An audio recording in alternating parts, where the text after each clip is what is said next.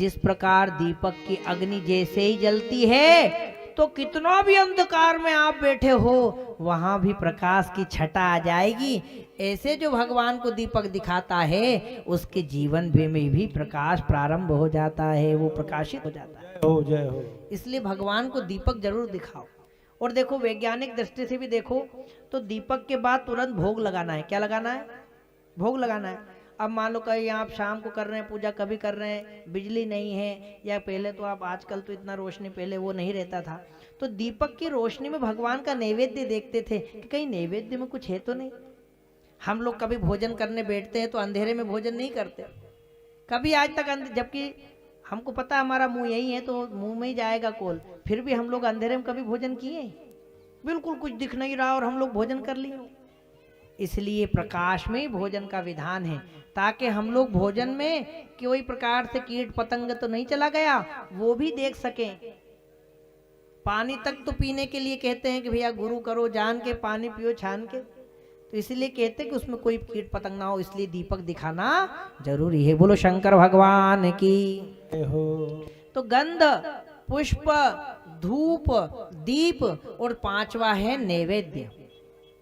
बोलिए आप लोग ताकि याद रहे। सबसे पहला गंध, दूसरा पुष्प, तीसरा धूप, चौथा दीप, पांचवा नैवेद्य। गंध, पुष्प, धूप, दीप और नैवेद्य। गंध, पुष्प, धूप, दीप और नैवेद्य, ये पांच भगवान को सबसे ज्यादा प्रिय और सबसे ज्यादा जरूरी है पूजा में। बोलो शंकर भगवान की। अब इसके बाद तुमको जो जो भगवान के ऊपर पटकना हो, चढ़ाना हो, कहीं समी पत्र तो बेल पत्र तो तुलसी तो दूर्वा तो अष्टगंध तो कुमकुम अबीर गुलाल हल्दी मेहंदी सिंदूर अष्टगंध, जो चढ़ाना हो बाद में सब चढ़ाओगे तो भी अच्छा, नहीं चढ़ा पाए, नहीं मिला तो भी आपकी पूजा खंडित नहीं होगी। अब हम लोगों को क्या है, कहीं कहीं टीवी में मोबाइल में सुन लिया कि भगवान को समी पत्र चढ़ता है, अब मन में ये मान लिया कि आज शिवरात्रि है पूजा की और कहीं समी पत्र ढूंढा नहीं मिला, ओ अब मेरी पूजा तो खंडित हो गई। बोलो शंकर भगवान की। उसको लगता है कि मेरी पूजा अधूरी, सब तो बेलपत्र चढ़ाते हैं शिवरात्रि पे, मैं तो चढ़ा ही नहीं पाई, अब भगवान मेरी पूजा नहीं स्वीकार करेगा। लेकिन परमात्मा प्रेम से जो दे दो स्वीकार करता है। ज्वाला माता के भी उपासना का एक भजन है, आइए चुनड़ी बिला एक बार गा देंगे। चुनड़ी बिलाए चोला बिलाए। माता देखिए हम लोगों ने बोली ज्वाला मैया की जय हो। देखो हम लोग, आप लोग कभी भी अपने जीवन में एक बार समय निकाल कर वो ज्वाला माता के दर्शन करने जाइएगा। हिमालय पर्वत पर गिरी थी, इसलिए बाद में वो हिमालय की पुत्री हुई, इसलिए पार्वती बनी, क्योंकि उन ज्वाला देवियों का पूजन फिर हिमवान ने किया कि अरे जगदम्बा की ज्योति मेरे घर में आई है। और जब वो उनकी पूजा पाठ करने लगा, आज भी हिमालय उन 9 ज्योतियों की पूजा करता है। इसलिए जब वो उसने पूजा की तो माता पार्वती उसी की यहाँ पुत्री बनकर आ गई। इसलिए जो दीप जलाता है वही ज्वाला, इस संसार में उस ज्वाला के कारण ही सारे यज्ञ में, सारी आहुति में, सारे पूजन पाठ में ज्वाला देवी को प्रकट करना अनिवार्य हो गया। बोलो शंकर भगवान की जय। तो देखो इन 5 के बाद हम क्या क्या चढ़ाएं, सबसे भगवान प्रसन्न हो गए। पर नहीं चढ़ा पाए तो कभी भी ये मत सोचना कि हम पूजा कैसे करें, हमारे पास तो बेलपत्र नहीं है, हमारे पास तो तुलसी पत्र नहीं है, भगवान नारायण के लिए तुलसी नहीं है, गणेश जी के लिए दूर्वा नहीं है। ऐसे विचार नहीं करते हुए बिना संकोच के और बिना शंका के भगवान की पूजा करना चाहिए। बोले जगदम्ब मात की जय। इसलिए इन 5 चीजों के बाद आप जो भी चढ़ाएंगे तो पुण्य बढ़ता जाएगा। मैं ये नहीं कह रहा हूं कि आपको कुछ नहीं चढ़ाना है, मैं ये कह रहा हूं कि सबसे कम ये है, इसमें कमी है तो फिर आपकी पूजा भैया कम है। इससे बताओ इससे कम और क्या कम करेंगे? फिर तो यही बचा कि भैया कुछ मत करो, हाथ जोड़ो, माथा नमा और चलो, क्योंकि इसके बाद तो इससे छोटा पूजन तो यही है। इसलिए सबसे छोटा पूजन मैंने आपको बताया कि ये 5 चीजों से रोज घर में पूजन करो। आपके आसपास कोई मंदिर है तो वहां भी कर सकते हो, इनसे कोई छोटा पूजन नहीं। लेकिन इसके बाद आप सब चढ़ा सकते हो, लेकिन कभी भी ये शंका मत करना क्या शिवरात्रि थी और मैं बेलपत्र नहीं चढ़ा पाई तो मेरी पूजा क्या पता लगी कि नहीं लगी, ऐसी शंका कभी मत करना। मन के हारे हार है, मन के जीते जीत। तो ये मन आपका हार जाता है अगर पूजा पाठ में ना, तो आपकी सारी पूजा का जो दूसरा पुण्य फल है वो सब खत्म हो जाता है। अब बताइए, आपने सब चढ़ाया, समय निकाला और सब किया, व्रत भी किया, पूजा किया और एक चीज नहीं चढ़ाई, मन में शंका आ गई तो सारी पूजा का फल खंडित हो जाता है, सारी पूजा का फल खंडित हो जाता है। ऐसे ही कभी कभी हम लोग बहुत सारे भगवान में फंस जाते हैं, तो उसके लिए भी मैंने आपको बताया था कि एक को साधो, पहले कोई एक को इष्ट बनाओ। हरि और हर इन दोनों में अन्योन्याश्रित भक्ति है, तो कभी भी इनमें भी भेद मत करो। अगर आप नारायण को इष्ट मानते हो, कांतानाथ को इष्ट मानते हो, तो गुरु शंकर को बना लो, और अगर शंकर को अपना इष्ट मानते हो तो गुरु नारायण को बना लो। इसके अलावा संसार में दूसरे कोई भी देवता हैं, सबको हम स्वीकार करेंगे, सबको प्रणाम करेंगे, सबका पूजन करेंगे, परंतु वो हमारे इष्ट नहीं हो सकते। बोलो शंकर भगवान की। देखो आपको एक छोटा सा उदाहरण दूं कि जैसे आप लोग अपने परिवार में रहते हो, तो आप भाई शास्त्र में वर्णित है कि पति को प्रणाम करना चाहिए पत्नी को। तो पत्नी जो है पति को प्रणाम करती है कि नहीं? नहीं करती। बोलो शंकर भगवान की। नहीं करती तो करना चाहिए। पत्नियों को पति को प्रणाम करना चाहिए। क्यों? क्योंकि अधिकार है। अच्छा, जब हम ससुराल में ही आते हैं तो हम लोग विवाह तो एक ही से करते हैं ना, विवाह तो एक पति से करते हैं, परंतु अगर उस पति के कोई पिता है तो हम उनको भी सम्मान देते हैं कि नहीं? उनको भी प्रणाम करते हैं। अगर हमारे कोई चाचा ससुर है तो वहाँ भी प्रणाम करते हैं, कोई ताऊ है तो वहाँ भी प्रणाम करते हैं, कोई जेठ है तो वहाँ भी प्रणाम करते हैं। तो हम नई जगह ससुराल में आए, हमने विवाह तो एक पति से किया था, तो हमको फिर उन सबको प्रणाम नहीं करना चाहिए क्या? क्योंकि शास्त्र बात आ गई ना कि पति से बड़ा कोई नहीं, पति सर्वश्रेष्ठ है। जो सती शादी होती है वो पति को मानती है। अब ये बताओ कि वो पति के लिए आई है तो क्या दूसरे को नहीं भोजन दे? दूसरे की कोई सेवा नहीं करनी चाहिए उसको? केवल पति की सेवा करनी चाहिए क्या?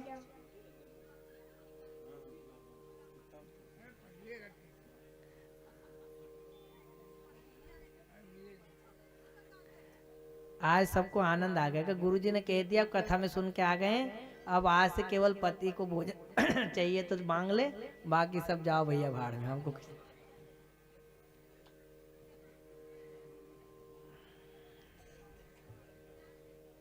पति पत्नी के उदाहरणों में ऐसे ही फंस जाते हैं। अच्छा, पिता से उदाहरण ले लो कि हमारे पिता कितने होते हैं? अब चाहे वो स्त्री हो चाहे पुरुष हो, ये बताओ पिता कितने होते हैं?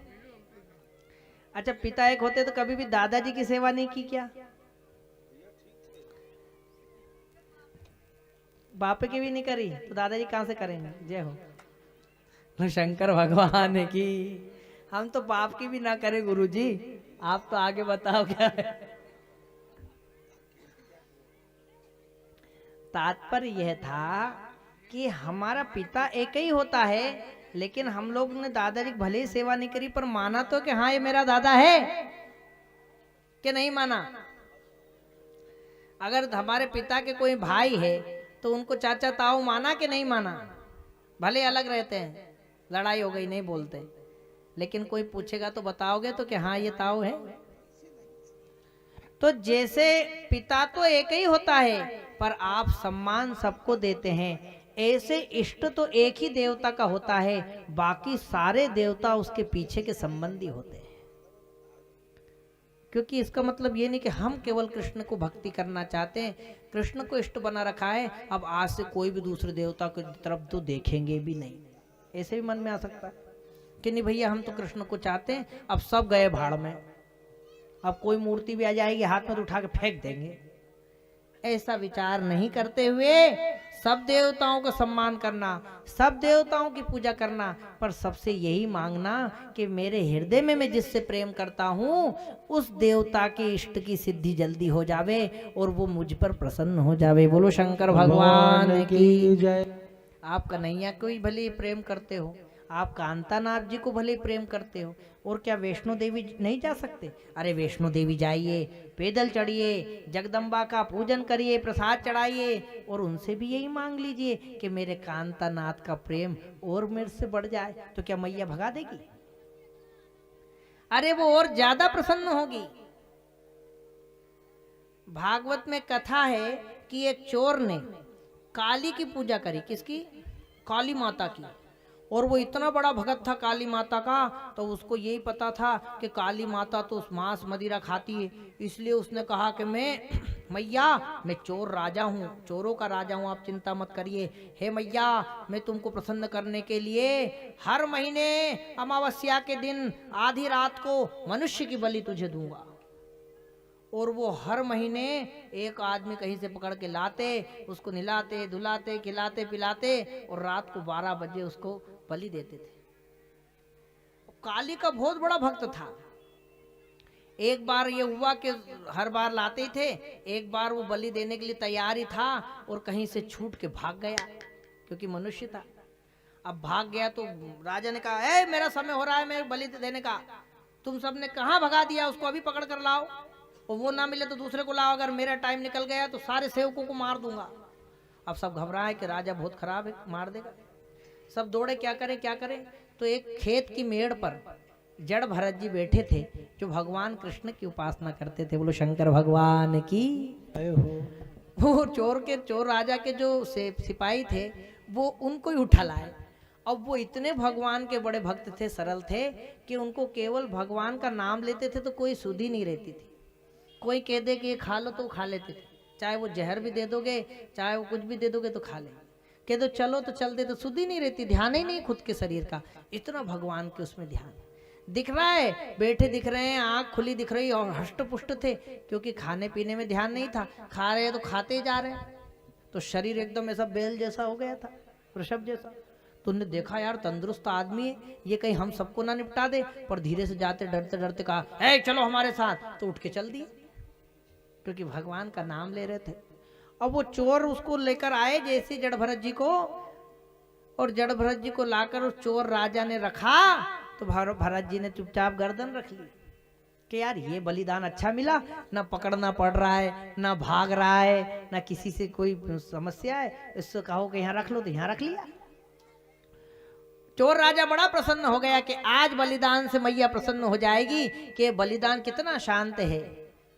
ऐसा विचार करके चोर राजा ने तलवार खड्ग उठाई और जैसे ही जड़ भरत जी की गर्दन काटने ही वाला था कि मूर्ति में से काली मैया ही प्रकट हो गई। बोलो जगदम्ब मात की। और मैया ने अपने सेवक, जो सेवक माता जी की उपासना ही कर रहा था, उन्हीं को बलिदान दे रहा था, उसी का हाथ पकड़ा, उसके हाथ से खड्ग छुड़ाई और जितने सेनापति साथ सेना खड़ी थी और चोर राजा का सबकी गर्दन धड़ से अलग कर दी। बोलो शंकर भगवान की जय हो। वो एक ही बचे जो कृष्ण के भक्त थे।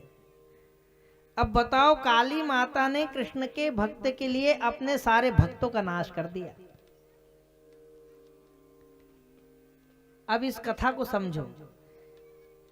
कृष्ण का भक्त था, ऐसा नहीं हुआ कि काली के सामने गए तो काली अब तू मेरी देवी बन गई, अब तू ही मेरे को बचा, अब तो तेरे ही सवाल है, अब कृष्ण तो गए भाड़ में, अब तो तू सामने, अब मैं तेरे को पूजा पाठ करूं। हम लोग ऐसा ही करते हैं। कभी हम लोग राम को अच्छे से भजने लग जाते हैं तो राम में मन लग जाता है, फिर कोई कथा सुनते हैं, कोई मोबाइल में सुन लेते हैं कि नहीं शंकर भगवान क्या चीज चढ़ाने से जल्दी काम हो जाते हैं, राम जी का थोड़ा टाइम लगता है, कृष्ण जी का थोड़ा टाइम लगता है। जैसे सुनते हैं तो हम शिव जी के भगत बन जाते हैं। फिर कहीं सुन लेते हैं जो हनुमान चालीसा पाठ करता है उसको तो सारी चीजें सुलभ हो जाती हैं, तो हम हनुमान जी के भक्त हो जाते हैं। तो हमारे ये जो भक्ति की जो विडंबना बदलती है ना, ये बहुत अच्छी नहीं है। इसलिए जीवन भर भी भक्ति करते हैं परंतु एक जगह नहीं पहुंच पाते। बोलो शंकर भगवान की।